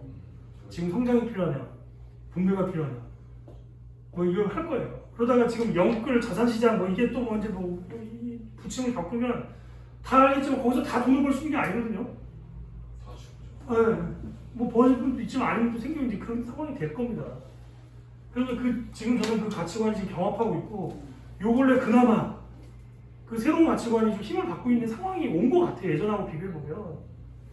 그래서 뭐 제 생각은 그런 기회를 좀 놓치지 않았으면 하는 게 제 바람이죠. 지금이 타임이다. 지금 우리만 그런 게 아니에요. 미국 한번 생각해보세요. 샌더스가 나오기까지 그 전사가 있어요. 아큐파이 월스트리트. 세계 금융의 시장 그 중심이거든요. 근데 그 젊은이들이 거기서 그 아무런 무슨 무조명의 운동이었다는 거예요. 지도부도 없고 리더도 없고 뭐 모여서 거기 모인 사람들이 막 수백 명 모여서 토론해서 방향 결정하고 물론 결국 경찰이 진압을 했죠. 근데 그게 출발해서 쭉 온 거거든요. 그 미국 금융제도가 가진 허상이 여실하게 드러난 겁니다. 이게 미국 그때 2008년 금융위기가 어느 정도였냐면 한국에서도 없는 일이 일어난 거예요. 예를 들면 우리나라에서는 부동산 담보대출 받으면 그런 규제가 있잖아요. LTV 디테일 뭐 있잖아요. 그때 물론 그때 만들었어. 물론 그때 만든 거긴 해요. 그 전에 만든 거긴 해요. 그리고 예를 들면 그러면 한 번 담보대출 받았어요. 후순위로 받는다. 그러면 그건 사실은 이거는 별 가치가 없는 거잖아요. 미국 금융 A라는 가치가 없는 건 그걸 믿고 누가 돈을 빌려주겠어요. 근데 그거를 서브프라임 모기지가 뭐냐면 후순위 담보대출이에요. 우리나라 치면 그게 무슨 가치가 있어? 한국에서 그거 하고 빌려주는 데는 거의 그 사창 같은 데서나 그렇게 할까 말까 하거든요. 그걸 싹 모아서 수백만 명이 대출하면 싹 모아가지고 저도 그 메커니즘까지 모르는데 하나의 금융상품을 만들어가지고 무디스나 스탠다드 포스트 그 A등급이라고 한 거예요. 이게 말이 됩니까? 후순위 그게 어떻게 A등급일 수가 있어요. 직감 떨어지면 제일 먼저 그냥 그게 되는 건데 그렇게 뭐 몇 단계를 만든 거예요. 그래서 처음에 딱 문제가 터졌어요. 누군가 집주인이 이제 이자를 못 갚았을 거 아니에요. 그래가지고 이제 그럼 이자 못 갚으면 우리나라 마찬가지 압류 경매가 들어가잖아요. 근데 미국 어떤 법원에서 판사가 명령을 내린 거예요. 야, 그 금융상품 갖고 이제 압류 경매 신청하니까 너 이 금융상품이 어떤 부동산하고 연결된지 밝혀봐. 근데 그걸 증서를 가진 사람 어떻게 밝혀요? 수백만 개를 이렇게 못 밝힌 거죠. 그래? 못 밝혀서 기각이야. 거기서부터 시작된 거예요. 그래서 미국에서 그 금융상품을 만든 사람을 사기로 처벌한 주도 있어요. 근데 한국은 그 정도까지는 아니거든요. 외환위기 났을 때도. 최소한 그런 거 뭐 팔고 사고 할 때 다 증서를 보냈어요. 트러블로도 보냈어요. 그 IMF 때 부실채권 땡처리할 때. 트러블로도 보냈어요. 그 자산관리공사에서. 그러다가 트러블 부실해가지고 뭐 분실하면 이제 채무자는 법원에서 이제 또 서류 보낸 걸 증거가 없으면 이제 살아나는 경우도 있고 뭐 그렇죠. 근데 그 정도 했는데 미국에서는 그런 걸 또 이메일로 다 보냈다는 거야. 그런 일이 있어요. 그래서 알란 그리스판이라고 무슨 금융계 재앙이라고 그분이 그 후로 아직 미국에서 매장됐어요. 이런 일이 날 줄 몰랐는데 그런 일이었거든요. 그 후로 쫙 바뀐 겁니다. 사실 이제 바뀌었고 우리가 사실 지금 마찬가지입니다. 지금 상황이 영끌 계속 못 갑니다. 지금 당연히 다 아시잖아요. 어떻게 계속 갈 수가 있어요 지금 이게. 저 질문하겠습니다. 마지막 질문으로 하고 정리하도록 하겠습니다. 있습니다. 지금 민주당이랑 여당에서 반론하는 것 중에 지금 사실 한국만 이렇게 부동산 가격이 올라가지 않고 세계적으로 올라가고 오히려 언론이 한국의 이제 언론이 그 어떤 안 좋은 케이스들만 계속 보여주면서 이 부동산 가격을 더 올리고 있다. 그러니까 사실상 지금 정부 여당은 그 세계적으로 봤을 때는 가격이 그렇게 많이 오른 게 아니고 괜찮은 상태인데 이게 언론이 문제다. 이제 이런 식으로 반론하는 경우가 있는데 이제 강사님 말씀하신 대로 이 정책 구멍이 많이 없었으면은 독소 조항이 없었으면은 이제 완전 안정이 됐을 거다라고 이렇게 그 사람들한테 확신을 갖고 말할 수 있는 건지 그게 궁금합니다. 아니요, 그 세계적으로 오르고 그다음 언론이 이런 건 뭐 상수잖아요. 우리나라에서 상수고 오르긴 올랐을 때 9평짜리가 3억 6천 이렇게는 안 됐을 겁니다. 제가 보기엔 오르긴 올랐겠죠. 세계적으로도 우리나라 안 올 수가 있겠어요. 우리나라 전기 주문이 계속 커지고 있는데 근데 9평짜리가 3억 6천 이렇게는 안 됐을 겁니다. 그럼 구멍이 없었으면은 확실히 이건 안 올랐을 거다라고 확신하고 이게 종부세를 그 정도 매기면 계속 갖고 있을 수가 없어요. 지금 세율 있잖아요. 지금 세율. 그건 맞아요. 네. 그 지금 세율은 낮은 게 아니에요. 엄청 높아요. 종부세 2주택 이상. 그걸 계속 갖고 있을 수는 없습니다. 그렇게 부과를 하면. 물론 그것도 부족하다고 볼 수 있지만 근데 이 임대사업자들은 4년 내지 8년 동안 그거 거의 적용을 안 돼요. 그냥 종부세 면제예요. 그 임대주택들은. 그 사람들은 파는 게 손해니까 안 팔죠. 갖고 있죠 그냥. 그리고 5% 그 상한제 그것도 생각을 해주세요. 이미 2017년, 18년 때 이자율이 2%밖에 안 됐습니다. 지금 1%고 5%가 큰 그게 뭐 엄청난 제한이 아니에요. 그거는 경제 성장시키 우리나라 막 고성장 7%, 8% 할 때는 5% 상한이 의미가 있지. 지금 이자율 1%인데 5%가 뭔 의미가 있어요 그게. 그거조차도 임대인들한테 특혜라니까요. 그것만 지키면 된다니까. 그러니까 그런 모든 것들이 저는 이해가 안 돼요. 그냥 상식적인 건데 그냥. 근데 그게 그 공부 많이 하고 정책을 많이 다뤄본 사람들이 이걸 몰랐다는 거 하는 자체는 저는 뭐 이해하고 싶지도 않고 그건 상수죠. 예. 그 시간이 좀 많으면 더 많은 부분을 좀 할 텐데 코로나19 상태로 이 공간도 9시에 또 문을 닫고 또 오늘 사실 저는 오랜만에 봐서 소주도 한잔 해야 되는데 이제 심지어 이제 가게 여는 데가 없어요. 소주는 다음번에 한번 하기로 하고 어쨌든 오늘 멀리 지역까지 와주시고 정말로 제가 김 변호사를 좀 아는데 좀 꽤 친한 편인데